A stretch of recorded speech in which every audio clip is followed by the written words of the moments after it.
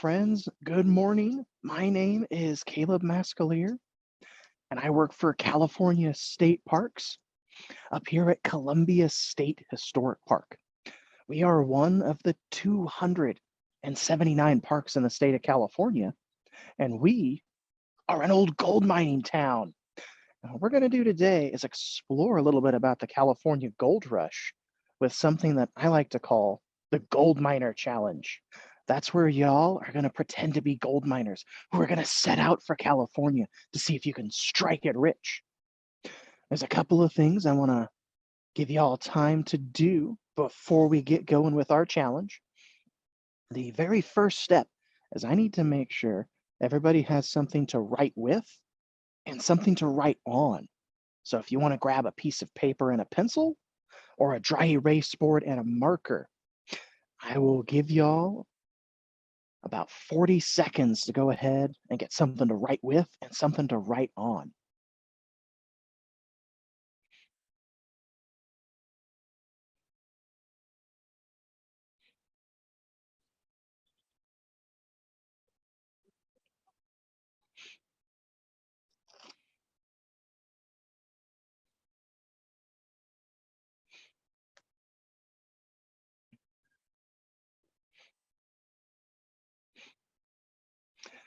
All right, friends, we're halfway there. Hopefully everybody's grabbing what they need. We got about 20 more seconds.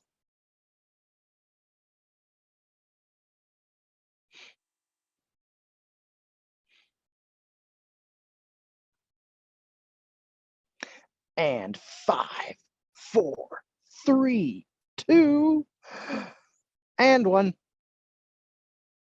And what I'm going to do now is I'm going to show y'all where I am at in the park real quick to kind of give you a sense of place as to where I am sitting here or where I'm standing here in Columbia. Now we are still an actual town. We have about 2,000 people that live around us today. And it's about 55 degrees here today. So you'll see all these folks walking around in sweatshirts and whatnot. And looks like our elementary school's going to be doing a little parade here in a second. So you'll see them all walking by. And I'm going to share my screen now because I want to show y'all on a map where I'm at. And since I am on an iPhone, my screen's going to turn sideways like that for a second because iPhone.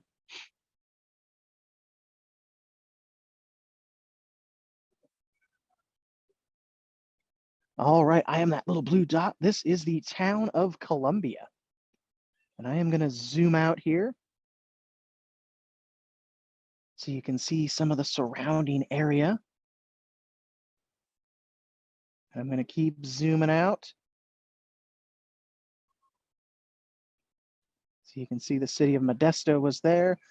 I am about, 2 hours or so south of the city of Sacramento and about 3.5 hours east of the city of San Francisco. And I'm up in the foothills of the Sierra Nevada mountains.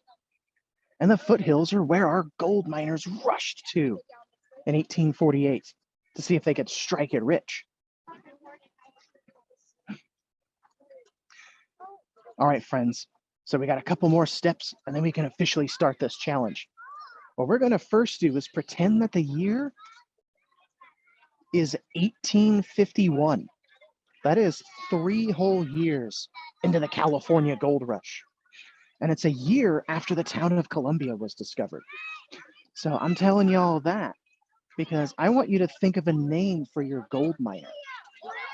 And I want you to think of a name that you believe someone would have had in 1851.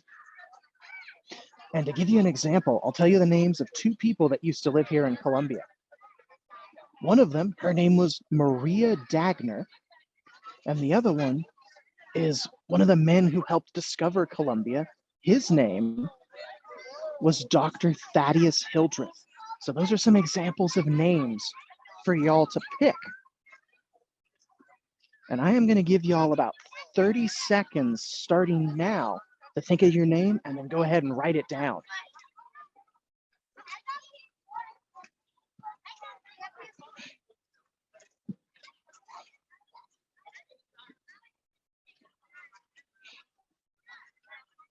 All right, friends, halfway there. 15 more seconds.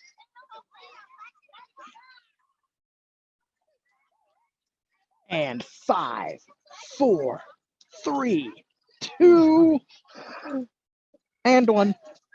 So I'm sure y'all have some awesome gold miner names. And we're going to do our next step now. Since we're making characters, we're going to pretend to be gold miners now. I want y'all to draw some pictures of your gold miners. But before you make those pictures, I want you to think about, what is your gold miner going to be wearing? Maybe they're going to be wearing a hat like I am to help keep the sun off you. Or since it's getting colder, maybe they're going to be wearing a jacket or a vest. Or maybe your gold miner can be holding a pickaxe or even a gold pan. But I'm going to give y'all about 60 seconds starting now to draw a picture of your gold miner.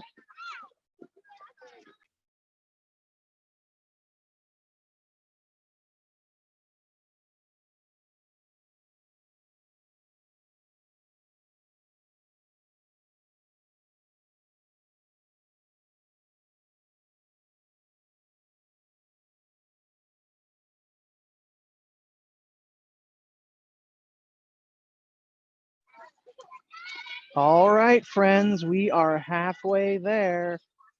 30 more seconds.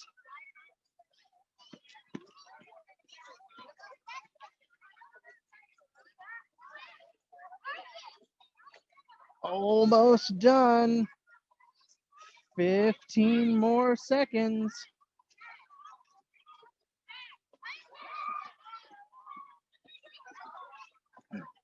And 5, 4, 3, 2, and 1. All right, friends. I know we have some awesome pictures, and we're going to do the last step now. And then we can officially start our challenge. And that is, everybody gets to start my challenge with 10 points.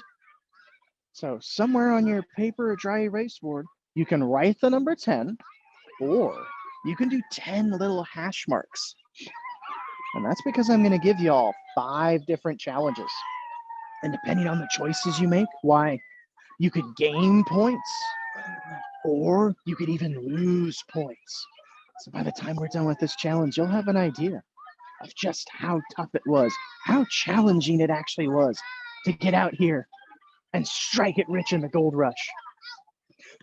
All right, friends, the year's 1851, 3 years under the California gold rush. And we're going to start in a big city back east, like New York City. So whether you're gold miners from the United States, or maybe you immigrated here from another country, you ended up in New York City. And that's where you heard about the California gold rush. But not just about the gold rush. You heard about the city of Columbia, where there's supposedly so much gold on the ground that you could just walk around here and scoop it up off the ground and get super rich.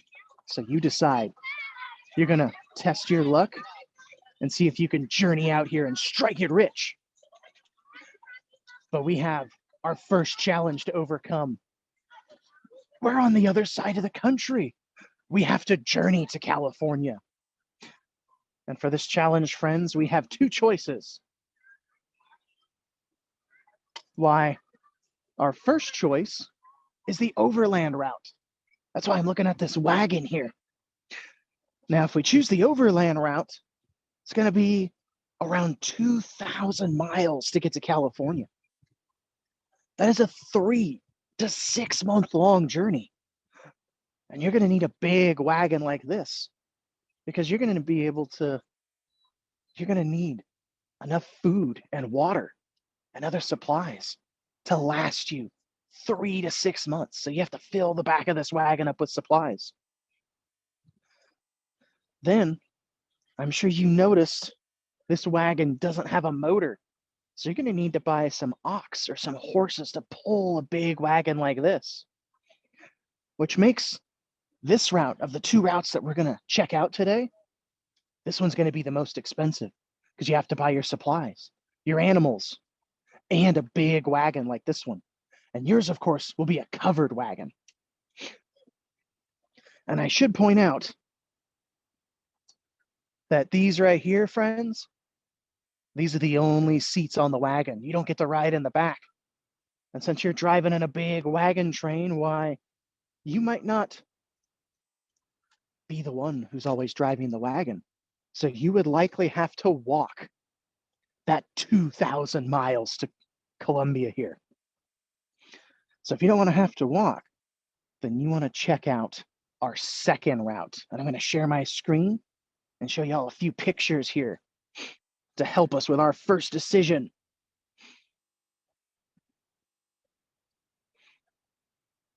So here are the two routes. We have the land route here. I'm going to zoom in so I can show you all the covered wagons here. You travel in a big wagon train. And that overland route, if you decide to take it, why, you're going to cross over the whole United States. You're going to cross over mountain ranges, the Great Plains, over some more mountains, through a desert, and then some more mountains before you finally get to California. So if you don't want to have to walk all that, then you want to check out our second route. That's the oversea route. You'd have to take a ship like this one and sail around the tip of South America, around Cape Horn. I'm going to show y'all that on a map now. So immigrants that came from Europe while going around Cape Horn, that was a 16,000-mile long journey. For us in New York City, it's probably closer to 10 to 12,000 miles, but it'll still take us about 4 to 8 months to get to California. And I'm sure you could imagine some dangers that you would face if you picked the overland route by crossing the whole country. But going around Cape Horn, why, the tip of South America is the very dangerous part about going overseas. South America's very close to Antarctica, and that cold air makes for crazy winds and waves that can tip ships over. So those are your two choices, friends. Are you going to take the sea route and sail around Cape Horn? Or are you going to take the land route and cross the entire United States? And I'm going to give y'all about 60 seconds to think about that and write down your choice.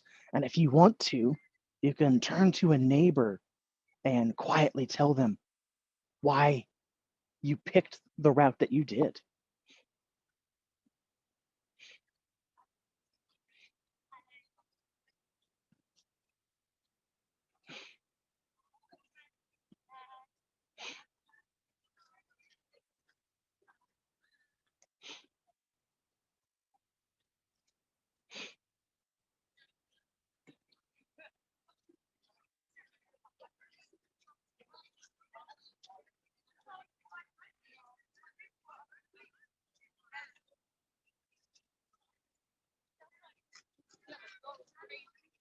All right, friends, we are halfway there.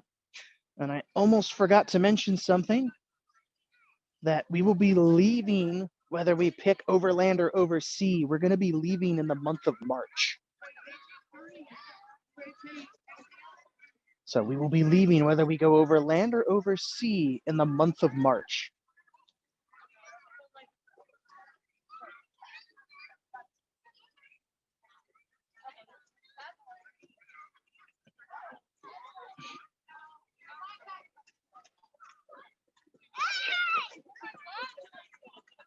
All right, friends, we're almost done. I'll give you about 20 more seconds.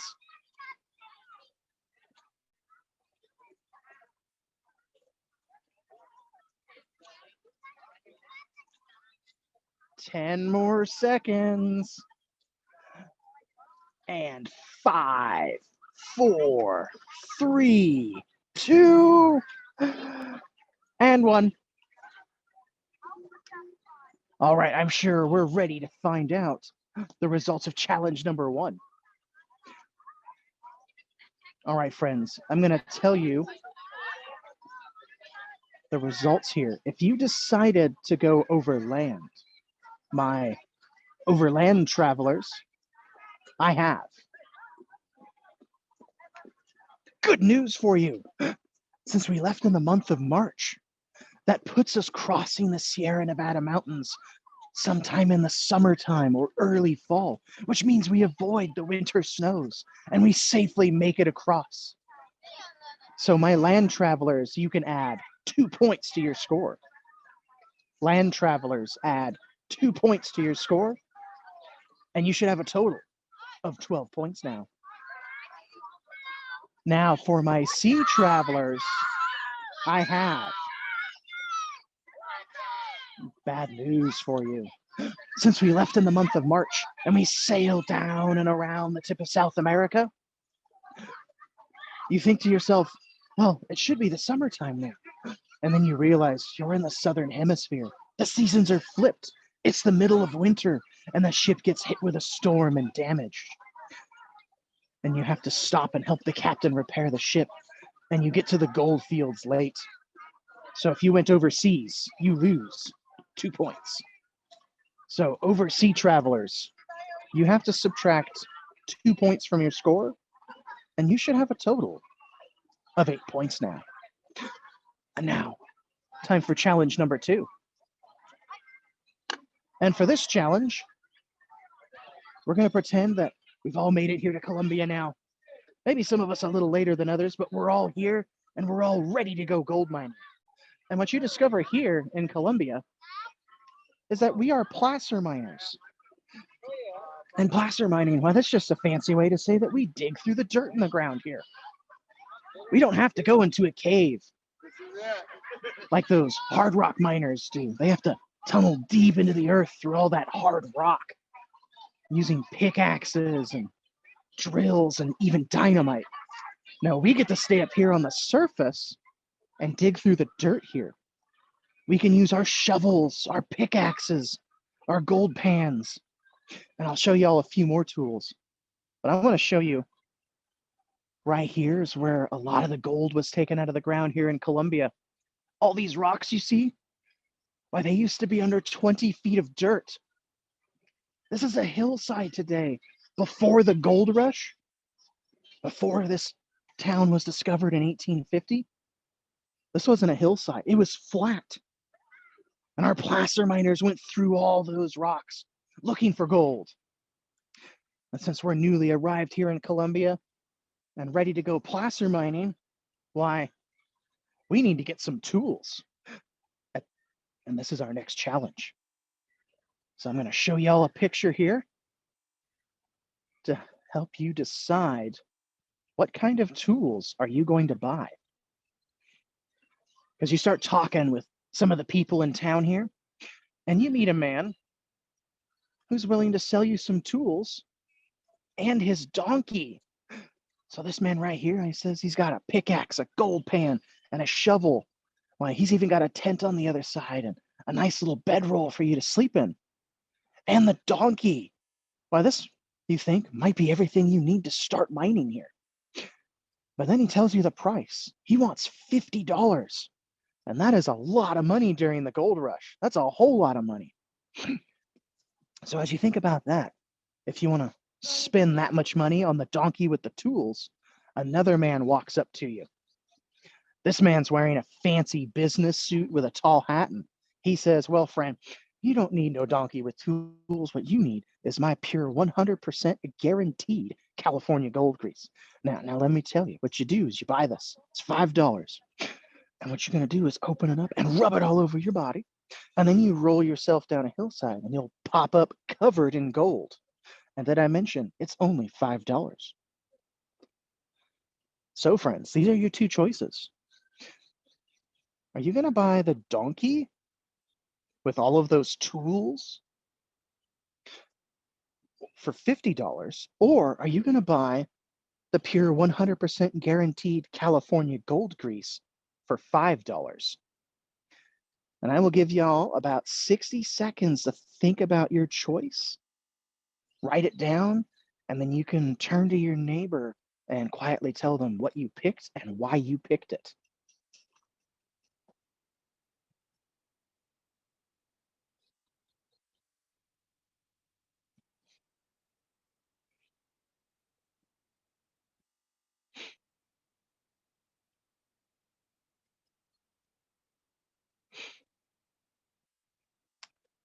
All right, friends, we're about halfway there. 30 more seconds.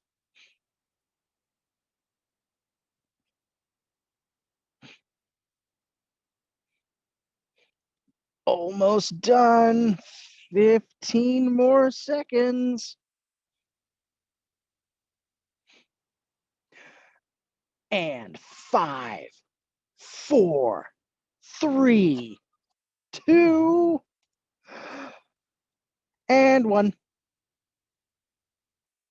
All right, friends, I'm sure we're ready to find out the results of challenge number 2. So here we go. If you decided to buy the pure 100% guaranteed California gold grease, I have bad news for you. You buy the gold grease and you open the can and you smell it, and it smells a lot like beeswax. But you do what the man said. You rub it all over your body, and you go rolling down a hillside. And you know what you pop up covered in? Bruises and dirt, and not a single piece of gold. And you realize you've been scammed. So you march back in town to have a few words with this man, and you realize he's gone. Our snake oil salesman has disappeared. So if you bought the gold grease, you lose 2 points. If you bought the gold grease, you have to subtract 2 points from your score. Now, if you bought those expensive tools with that donkey, I have good news for you. You buy that donkey and the tools, you have everything you need to start mining for gold here in Colombia. And your new donkey friend, why, they prove very helpful when you need to go back into town and purchase more supplies because they can carry them for you. So if you bought the tools with the donkey, you gain 2 points. If you bought the tools with the donkey, add 2 more points to your score. And now it's time for challenge number 3. And for this challenge, we're going to walk back into the town of Columbia. And we're going to need to do some pretending since the year's still 1851. And I'm sure you can see people walking around here. And I told you all earlier, we are still an actual town. We have about 2,000 people that live here today. But during the gold rush, we had over 10,000 people that lived in this little town here. So just imagine seeing that many people walking around. And also, please imagine that this is a dirt road because they didn't have asphalt then. So you walk into town on this dusty dirt road, seeing all these people walking around. And I'm sure you're wondering, well, why am I walking into town? And that's because we've been gold mining now for a couple weeks, but we've been doing it by ourselves. And that's just way too much work for one person to do. So you came into town to see if you could find some help. And you start talking with the townsfolk here, and you meet a man who's willing to work with you as your partner. And he says, well, it'll just be the two of us, so any gold we find, why, we can split it 50-50. So if y'all find a lot of gold, why, both of you could make a whole lot of money. But if neither of you find any gold, then neither of you will make any money. So as you think about that, if you want to mine with just a partner, another man walks up to you and he says, well, I own a gold mining company and you look like you're a strong miner. So I want to hire you to work for my company. Now I already have 20 employees. And what I do is I pay you a weekly salary. I'm not going to give you any cut of the gold, just a salary. And it'll be a good wage too. And you don't have to worry about tools because I'll supply all the tools. So those are your two choices, friend. Are you a partner miner? You want to split the gold 50-50? Or do you want to work for the company and not get any cut of the gold and just go for the weekly salary? And here's a picture to help you decide. Why, here's our partner here. He looks like he's a hardworking guy. And then here is our company, that big company. Look at all those tools and that big sluice box that they got there. So I'll give you all about 60 seconds to decide if you're a partner miner or if you're a company miner. And then go ahead and you can quietly tell your neighbor what you picked and why you picked it.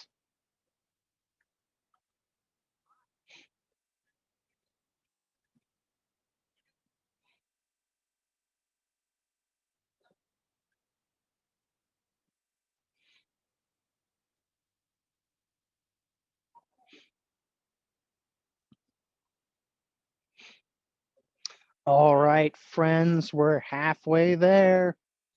30 more seconds.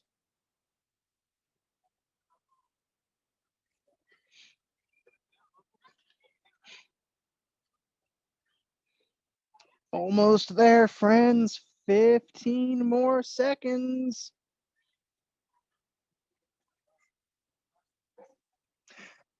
And 5, 4, 3, 2, and 1. All right, friends, are we ready for the results of challenge number 3? Okay, so if you picked to mine with a partner, my partner miners, I have good news for you. You and your partner are both hardworking miners, and your claim has lots of gold. And true to his word, your partner splits it with you 50-50. So I want my partner miners to add 2 points to their score. Partner miners, add 2 more points to your score. Now, for my company miners, I have bad news for you. You put in a whole week's worth of work. It's hard work. And then you go to the boss man for pay, and you discover that in the middle of the night, he grabbed all the gold and ran out of town, and he never paid you. So if you picked company miner, you lose 2 points.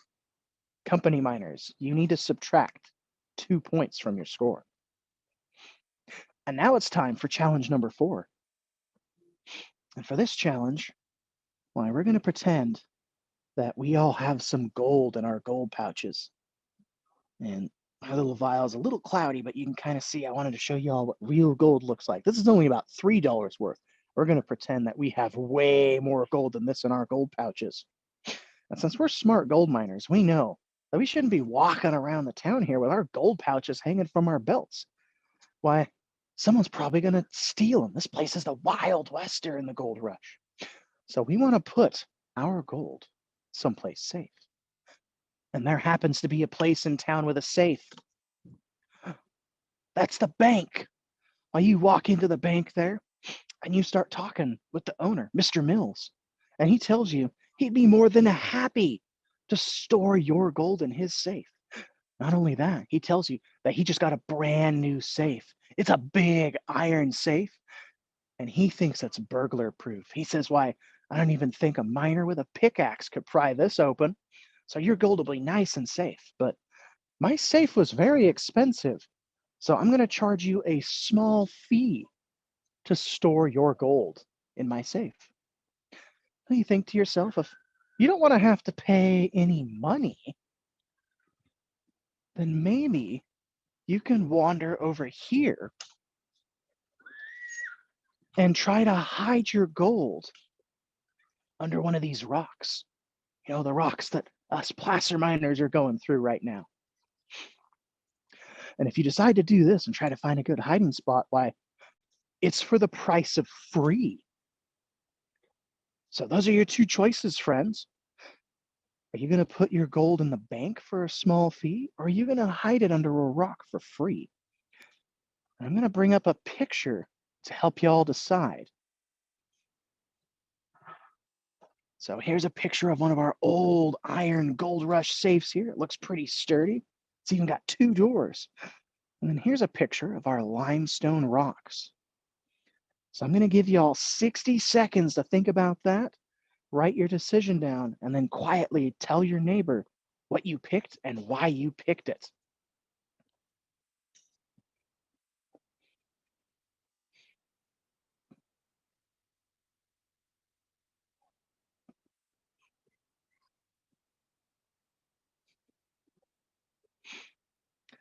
Okay, friends, halfway done. 30 more seconds.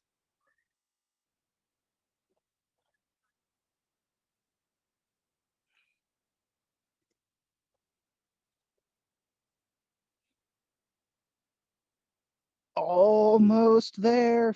15 more seconds.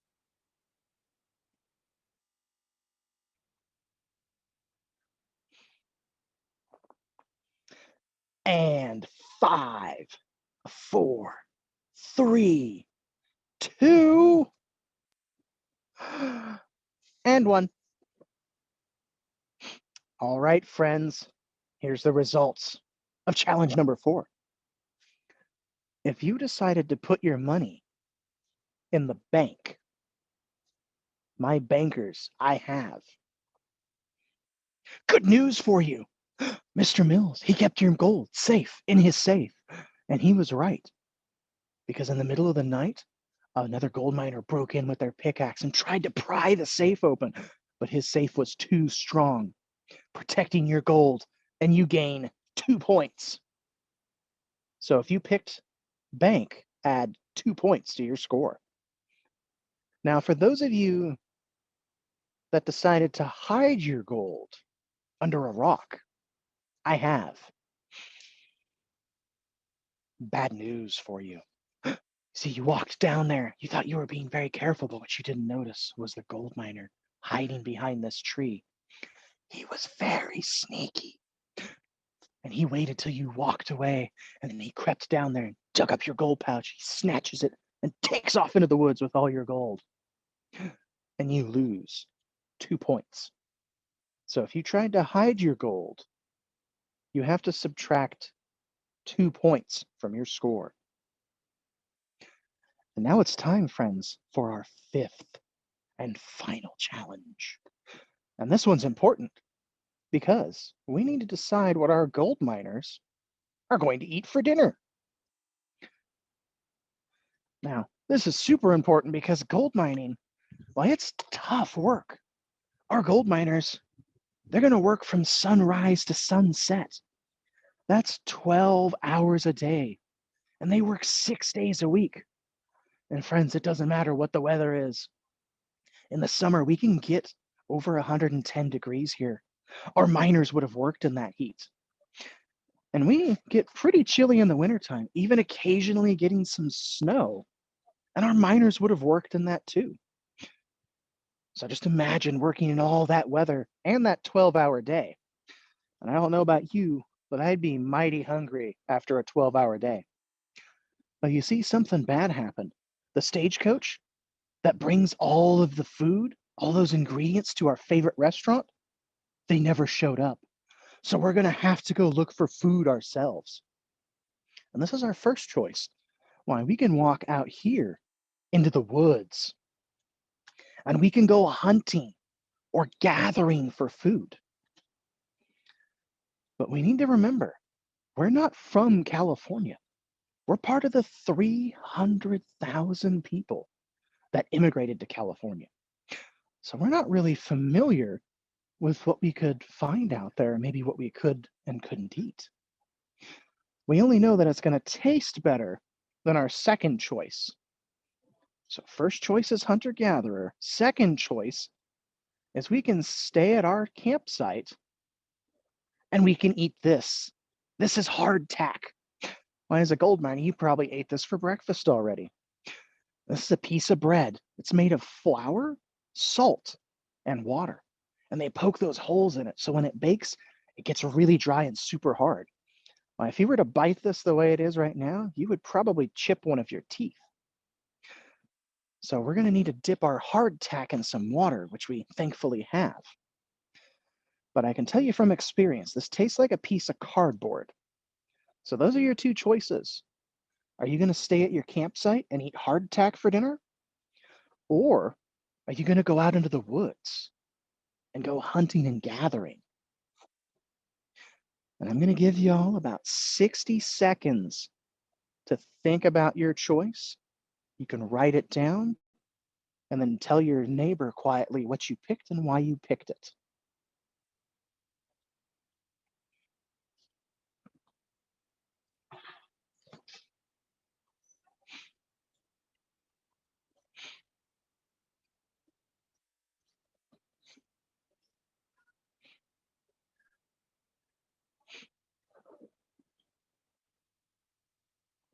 All right, friends, we're halfway there.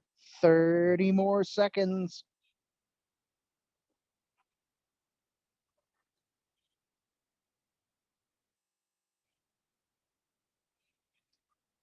Almost done, friends. 15 more seconds.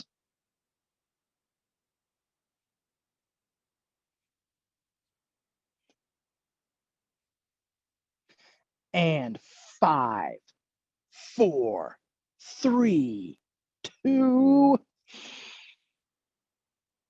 and 1.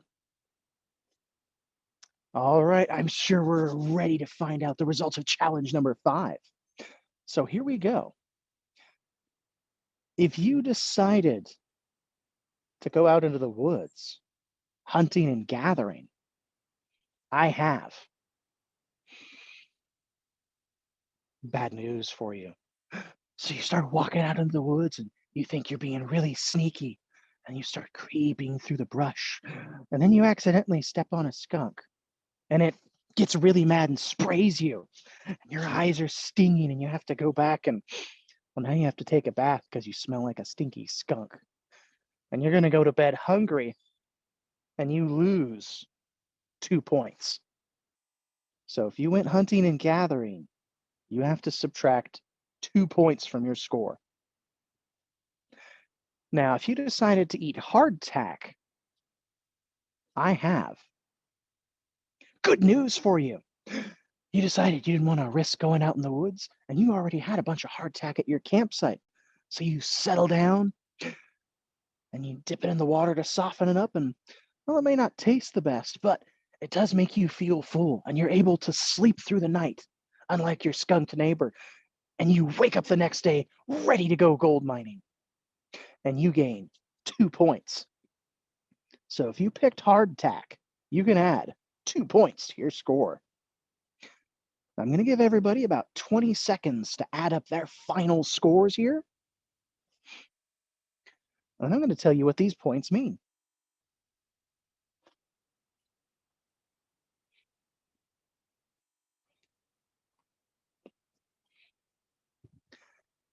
All right, friends, 5, 4, 3, 2, and 1. So we'll start with the lowest scores you can get in this challenge. If you scored between 0 and 5 points, between 0 and 5 points, you unfortunately suffered the same fate that a majority of gold miners did in the California gold rush. And that is, you're broke. You lost everything. And when you return home, you're going to return home poorer than how you got here. And that is what happened to most of the gold miners who came here during the California gold rush. Now, if you scored between 6 and 10 points, between 6 and 10 points, you broke even. So you may not have gained a whole lot of gold, but you didn't lose a whole lot either.